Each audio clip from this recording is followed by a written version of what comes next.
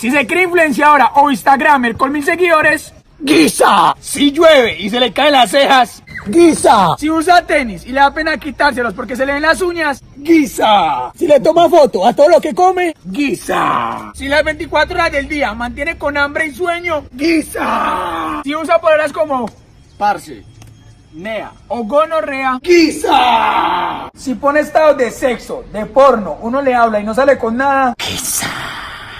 Si se cree lo más chimba del Instagram y lo más chimba del barrio con la ropa que le prestan las amigas, guisa.